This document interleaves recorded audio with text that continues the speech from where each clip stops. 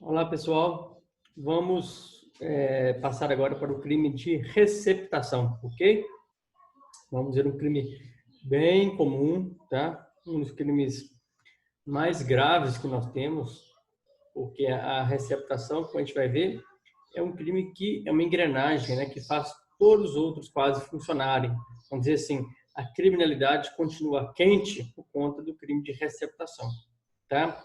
Quando o cidadão que se fala de bem, cidadão que fala que eu pago meus impostos e tal, que vai à igreja e tal, né, fala que é religioso, vai lá e compra um produto roubado, compra um produto furtado, tá?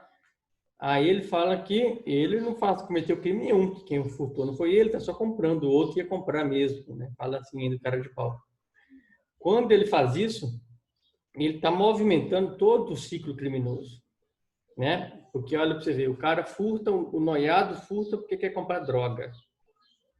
Ele furta o dia inteiro, ele compra uma pedra de crack. O efeito passa, aí ele tem que furtar de novo. Mas por que eu furto? Ele pega esse material e como faz ele virar dinheiro? Vendendo para as pessoas. Vendendo para dita pessoas que não são criminosas, né? As pessoas que falam que eu não sou criminoso, eu não sou bandido, né? Eu sou trabalhador, minha mão calejada. Olha isso, eu trabalho a semana toda. Trabalha, mas está comprando coisa roubada, né? Porque amanhã pode ser você a vítima, né? O cara que compra um produto bem mais barato do que o preço, a pessoa, na verdade, ele faz o seguinte, eu não quero saber, né? Sei lá, um celular custa R$ 1.000, ele paga R$ 50 e finge que não é roubado. Finge que não sabe a origem dele. Não pergunta, talvez, nem para não se atrelar, mas não tem jeito, né? Se custa R$ 1.000, pagou 50, meu irmão, lógico que você não tem como ser coisa boa daí, né? É furtado e você está alimentando tudo isso, porque esse cara vai lá, pegou seus R$ 50, comprou droga. O cara vendeu droga, se capitalizou mais, comprou mais droga, comprou arma de fogo para disputar uma boca com outro rival, para tirar na polícia, aí uma bala perdida pega um familiar seu. A culpa é sua? É, o sangue está na sua mão, porque você que movimentou tudo isso. Você que movimentou todo esse ciclo criminoso, tá? E a pessoa que é viciada está sempre furtando, o dia inteiro furtando. Se não tivesse quem comprava, ele não estaria furtando, né? Para quê? Ele só furta porque sabe que tem quem compra, né? É um crime grave aí. Vamos compartilhar a tela do Código Penal. Artigo 180, tá? Receptação. Adquirir, receber, transportar, conduzir ou ocultar em proveito próprio ou alheio, coisa que sabe ser produto do crime, tá? Ou influir para que terceiro de boa-fé adquira, receba ou oculte. Pena de 1 a 4 anos, tá certo? A gente vai estudar agora ali nos slides o crime de receptação. No caput nós temos a receptação simples. Porque depois do parágrafo primeiro, a gente vai ter a receptação qualificada. Veremos daqui a pouco. Adquirir, receber, transportar, conduzir, ocultar, ter em depósito, desmontar, montar, remontar, vender, expor à venda ou de qualquer forma utilizar em proveito próprio à lei, no exercício de atividade comercial ou industrial, coisa que deve saber ser produto de crime. Aqui, a pessoa comete o crime de receptação no comércio ou na indústria, tá? Coloca no seu comércio as coisas furtadas para vender. Já derrubei traficante que tinha um comérciozinho e ele vendia celular roubado no próprio mercearia dele. Enquadrei nesse parágrafo primeiro aqui, tá certo? No parágrafo terceiro, nós temos a receptação culposa, que vamos ver daqui a pouco, tá? No parágrafo 4º, nós temos a chamada autonomia da receptação. Pode escrever aí. Autonomia da receptação, ok? E no parágrafo 5º, uma qualificadora. Não. No parágrafo 5º, receptação privilegiada. Escrevam aí. Parágrafo 5º, receptação privilegiada. E no parágrafo 6º, uma qualificada. Vamos agora ver como que fica isso lá no nosso slides para a gente aprender passo a passo. Ó. Vamos ver. Ó. Receptação pode ser simples, qualificada ou culposa, ok? Simples é o 180 caput, que nós vamos ver agora. A qualificada no parágrafo 6º e a culposa no parágrafo 3º, tá? Primeiro, a receptação simples do caput pode ser própria ou imprópria, tá? Por quê? Na primeira parte, quando a gente leu lá o 180, observe aí, está escrito os verbos adquirir, receber, transportar, ocultar, coisa que sabe ser produto do crime. Então aqui, gente, o cara comete o crime quando ele sabe que ele comprou algo furtado. Aí a polícia vai na casa dele, encontra a televisão furtada, encontra a maquita, aqui eles chamam de maquita. Maquita é a marca, né? Daquela maquininha de cortar porcelanato, cortar piso. Né? Eles furtam demais de construção tal de maquita. Furtam muito também a derriçadeira, né? Aquela de colher café, né? Furtam demais. E alguém compra. Então, quando a gente encontra na casa de alguém um produto de crime, então as pessoas que têm na sua casa um produto que ele sabia que era produto de furto, o ladrão foi lá, furtou, ele contou, olha, furtei isso aqui e vendo por ser barato, vendo por tanto. Tá certo? Agora, existe também a receptação simples imprópria da parte final do caput. Na parte final do caput, nós temos a redação fala o seguinte: quando você influir para que alguém, esse alguém, um terceiro de boa fé, adquira o produto. Gente, aqui é o seguinte: um cara, um terceiro, uma pessoa de boa fé, uma pessoa ingênua, não sabia, você é o intermediador e fala assim: ô, compadre, pode comprar terriçadeiro, conheço o cara que está vendendo, coisa boa, pode comprar. Quem comete o crime aqui de receptação aqui é essa pessoa que fez a intermediação. Ele influiu para que alguém, e esse alguém não pode ser preso, porque ele não tem nada a ver com a história. Ele foi enganado, ele foi influenciado por alguém que esse sim cometeu o crime. Ele sabia, ele ganhou comissão, por exemplo. Né? Ele fez a ponte entre o cara que furtou o produto e o cara que vai comprar. Esse que comprava não sabia de nada. Então, aqui eu escrevi: aquele que desconhece a conduta criminosa, né? A sua conduta é atípica. Eu escrevi aqui, ó, tem uma chave aqui. Esse terceiro de boa-fé é aquele que desconhece a conduta criminosa. Ok? Então tá bom. Então essa é a receptação clássica, receptação simples do caput. Porque nós temos, no parágrafo 1º, a receptação qualificada. No primeiro e no sexto, né? Também nós vimos lá. No parágrafo 1º, nós temos que a receptação cometida pelo comerciante ou industrial. Né? Então, aqui é um crime próprio. Por que crime próprio, professor? Vocês já sabem, né? Crime próprio é aquele que só pode ser cometido por determinadas pessoas. Né? É exigível dessas pessoas, autores, uma qualidade especial, qual seja aqui, ser comerciante ou ser industrial. Só comete o crime do parágrafo 1º quem é o comerciante ou quem é o industrial, ok? Esse é o parágrafo 1º. Aí no parágrafo 2º vem uma equiparação falando que também comete esse crime até os comerciantes irregulares ou clandestinos, né? Aí você vai enquadrar os camelôs regulares, qualquer pessoa que tem uma vendinha aí que está irregular, né? Não está inscrita na junta, toda irregular, ela também comete esse crime. Né? Por que serve esse parágrafo 2º? Porque você não poderia vir um advogado e falar: não, meu cliente não é um comerciante, porque ele é todo irregular, ele não se enquadra no quesito de comerciante. Aí veio o parágrafo 2º e falou: ó, até o regular também está enquadrado. Vamos lembrar aqui que o parágrafo 6º também é uma qualificadora. Parágrafo 6º fala que a pena será aplicada em dobro se...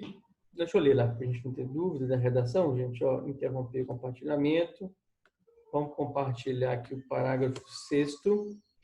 Tratando-se de bens da União, do Estado, DF, municípios, autarquia, empresa, sociedade, aplica-se em dobro a pena prevista no caput deste artigo, tá certo?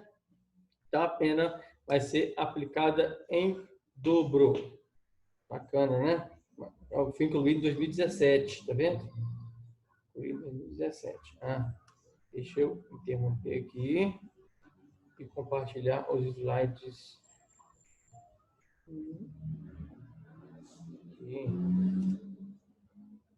Ok. Gente, agora muito interessante, acontece muito na prática, a receptação culposa, o parágrafo 3º, isso é bom que vocês saibam. Segundo o parágrafo 3º, gente, muitas das vezes o autor ele alega que não sabia que era produto do furto, né? Tá bom, o cara não avisou, o ladrão chegou lá com um bilhete, produto furtado, não perca a oportunidade, produto roubado, extra, extra, não percam. Não chega assim, né? Não tem essa conversa. Só que você deveria presumir que aquilo é produto furtado, mesmo ele não tendo descontado isso.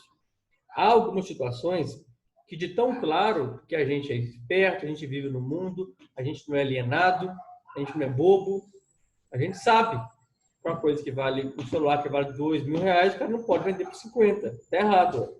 Lógico que tem treta nisso. Um caso desse você deve desconfiar. E você desconfia, você só finge bobo, finge égua, né? Então, o Código Penal pensou nessa situação e falou o seguinte, há algumas situações que você deve presumir que foi obtido por meio criminoso, ainda que você não saiba. Mas, se estivermos diante de você deve presumir que a coisa foi obtida por meio criminoso. A redação fala o seguinte, diante da natureza da coisa, ou desproporção entre valor e preço, ou pela condição de quem oferece. Deu uma travada aqui, vamos ver? Aí. Olha, o artigo 180, parágrafo 3º, fala que você deve presumir que a coisa é produto de crime, que é obtido por meio criminoso, diante da sua natureza. Por exemplo, gente, o cara passa na sua casa vendendo peça de carro, de porta em porta. Vocês já viram, gente, vender peça de carro de porta em porta? Lógico que não, né? Pela natureza desse objeto, a gente sabe que peça de carro é sempre vendida em loja de carro ou oficina mecânica. Ninguém passa vendendo de peça em casa. Né? Um exemplo aí. Também, pela sua desproporção entre valor e preço. Desproporção entre valor e preço. Gente, então, pela desproporção entre valor e preço, que é sempre o quê? Esse é o que mais acontece. Esse é o que mais enquadra a pessoa. Ela pode falar que não sabe, mas existe uma coisa que é valor, independente do preço. Olha que interessante, gente. Valor é uma coisa, preço é outra. O preço é aquele que está sendo cobrado naquele momento. O cara pode cobrar do iPhone, um iPhone XR, R$100. Ele pode cobrar. Ele furtou aquilo, ele cobra R$100. Ele pode cobrar 1.000, 2.000, 5.000, 8.000, pode cobrar. Agora, o valor dele não muda. Eu sei que o valor dele, o que ele vale mesmo, é alto.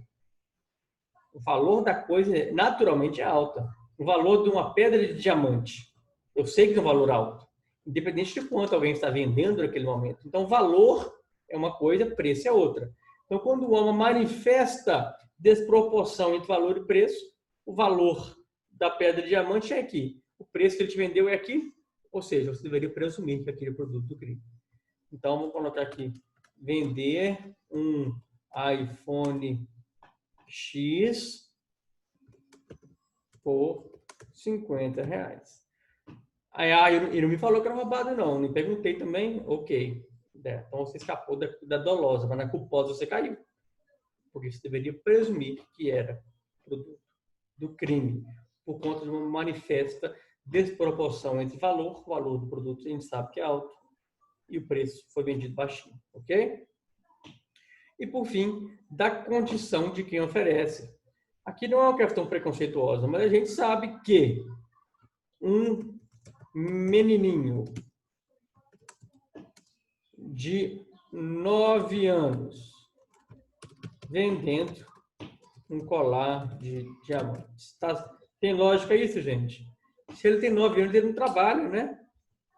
Ele não trabalha, ele não tem mesada, 9 anos tem mesada de 30 mil reais para um colar de diamantes.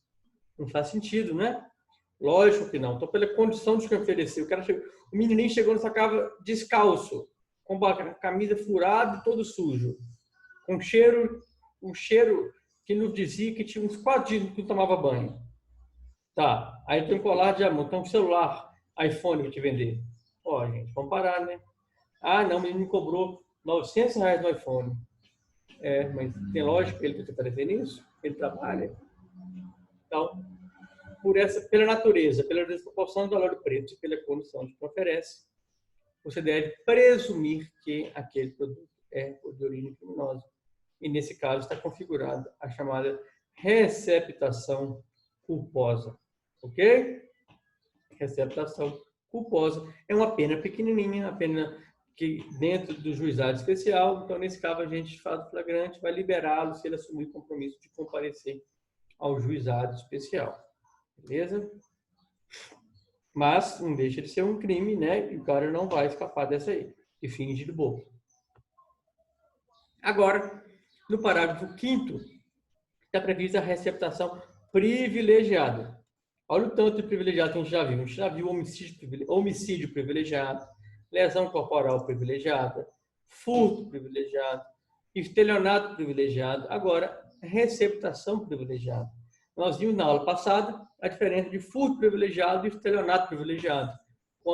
Enquanto no furto se exigia uma coisa de pequeno valor, né? No estelionato se exigia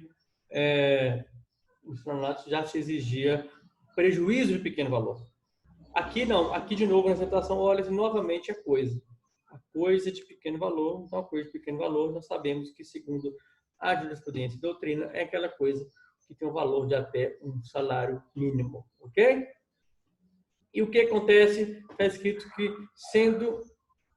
Aí a redação fala o seguinte, tá bom, na privilegiada vai poder ser aplicada tanto na dolosa quanto na culposa, com regras diferentes. Se quem praticou a receptação for um infrator primário, certo? Nunca teve contra si uma sentença penal condenatória tramitada no julgado, e a coisa que ele receptou foi de até R$ 1.045, hoje em julho de 2020, se ele tinha cometido uma receptação dolosa, aquela que ele sabia que era produto do crime, o juiz pode substituir a pena de reclusão por detenção, diminuí-la de 1 a 2 terços ou aplicar somente a multa. Né? Bacana. Agora, se for essa culposa, eu acabei de explicar para vocês, acabei de ensinar para vocês, essa que ele deveria presumir pela natureza ou pela desproporção de valor e preço ou pela condição de quem oferece, o juiz pode ainda deixar de aplicar a pena. Perdão judicial. Olha aqui, mais uma hipótese de perdão judicial. Já tínhamos visto o perdão judicial no homicídio culposo, já tínhamos visto na lesão corporal culposa, não é isso?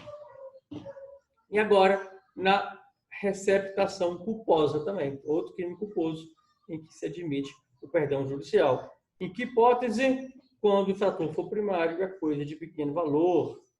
Né? Lá no homicídio, você lembra a hipótese? Quando o cara sofria de tal maneira que a pena se tornava desnecessária. Aqui nada disso, aqui basta ele ser primário e a coisa de pequeno valor. Bacana, gente?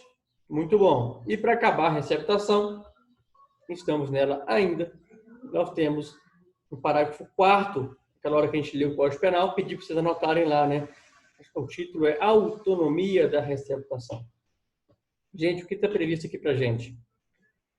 O parágrafo 4º fala o seguinte, mesmo que o autor do crime anterior, né? O crime anterior que cometeu, qual foi? Contra o patrimônio. Ele furtou, ele roubou, ele extorquiu, não seja identificado ou seja isento de pena, ainda assim o receptador será punido. Gente, o que quer dizer aqui? Ó, seguinte, muitas das vezes um furto ocorre, um roubo ocorre, a gente não consegue apurar, né? Quem dera todos os crimes do mundo a gente conseguisse apurar. Quem dera a nossa vida fosse um CSA em Miami, né? Que tudo é apurado. Tudo no CSA em Miami é apurado, no final do filme, tudo é esclarecido. Quem dera, não é assim.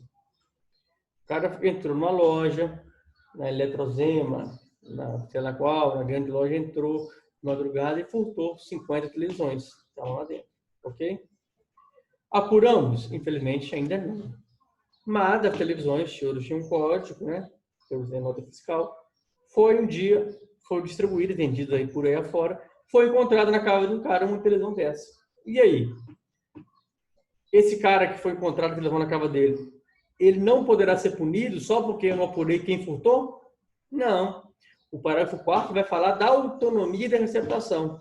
Ainda que eu não tenha descoberto, ainda que as autoridades não tenham descoberto quem furtou, nós apuramos só quem receptou. Pronto, o crime ainda pode ser levado adiante. Isso é muito legal, muito interessante. O parágrafo 4º fala dessa autonomia da receptação. Por que ela é autônoma? Ela pode ser configurada ainda que o crime anterior que deu aso a ela não tenha sido apurado. Pode não ter descoberto ainda a autoria de quem cometeu o furto. O furto ocorreu, né? A loja foi furtada, fez a ocorrência, tudo relacionado. Não apuramos ainda quem, mas essa manhã mesmo, jornal MGTV, a Polícia Civil apurou no sul de Minas um furto de toneladas de queijo. Encontrou um caminhão com tantas toneladas de queijo, que estava indo para tal lugar e tal. Ou seja, ainda que não apure quem furtou o queijo, quem estava comprando esse queijo, né, roubado, pode ser preso, processado e condenado. Ok? No exemplo 1, falei desse exemplo. Fala aqui, olha, ainda que não seja identificado. O parágrafo 4º fala de uma segunda hipótese. Ainda que quem furtou seja isento de pena.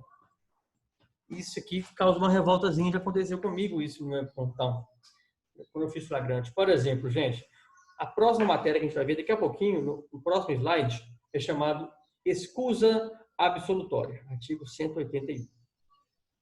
Lá fala as hipóteses em que não será crime contra o patrimônio, ainda que alguém tenha subtraído algo de alguém. Por exemplo, um filho furta pai? Não existe isso. Felizmente não. Marido furta esposa? Não. O filho pode tomar o telefone do pai, vender para comprar droga, deixar a casa pelada. Não existe furto de filho contra pai.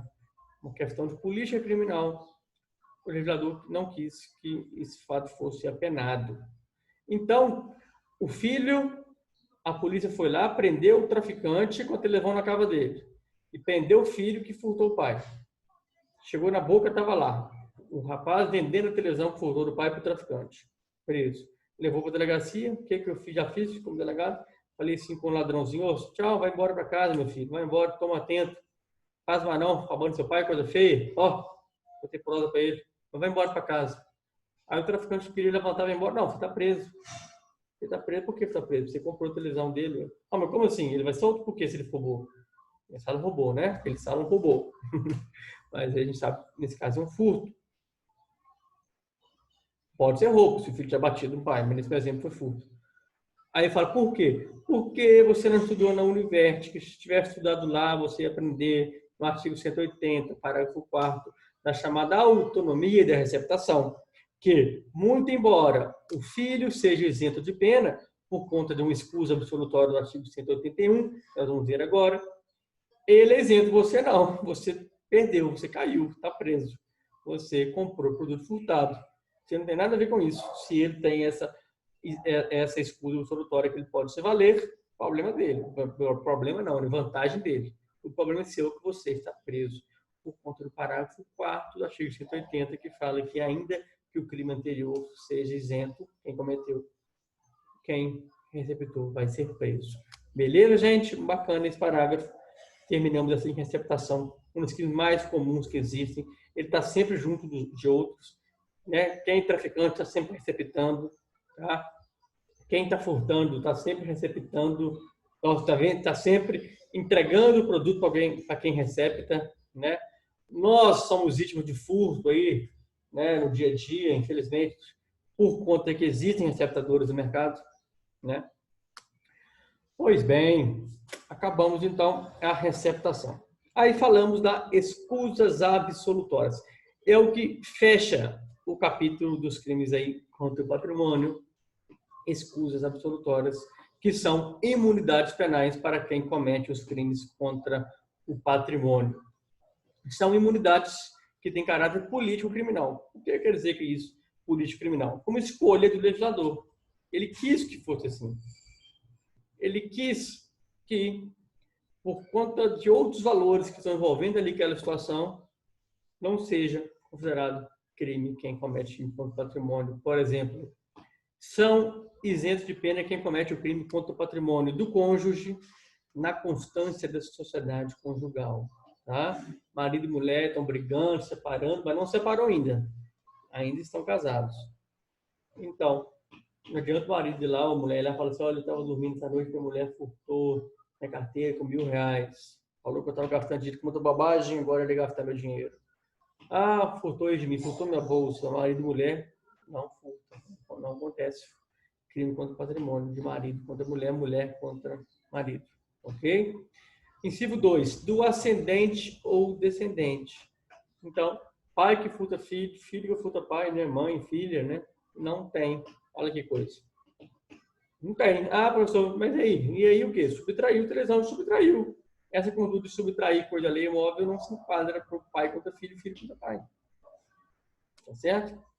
Essas são as imunidades absolutas, previstas no artigo 181. São assim e pronto. Porque existem as imunidades relativas, previstas no 182. Para que os autores sejam indiciados, é necessário que a vítima ofereça uma representação criminal. Agora, gente, o que acontece? Um furta o outro, mas a gente não pode investigar, a não ser que a vítima fale assim, eu quero que meu ex-marido, eu quero que meu irmão seja condenado, seja preso. Ele tem que representar, ele tem que ofertar uma representação. Então, agora, chamada imunidade penal relativa. São os casos de cônjuge divorciado, agora ex-esposa, ex-esposo. Nesses casos, um furtou o outro, se um representar, vai ser processado. Irmão contra irmão, né? Irmão contra irmão está isento de pena? Não, se ele quiser representar, ele vai ser condenado. É preciso de representação. E tio ou sobrinho que moram na mesma residência, se coabitam, tá? Eles que também precisam de representar um contra os outros. Beleza, gente? Aí nós terminamos os crimes contra o patrimônio, tá? No próximo videozinho agora a gente vai passar rapidamente nos crimes contra a propriedade material e contra os sentimentos religiosos. Beleza? Obrigado.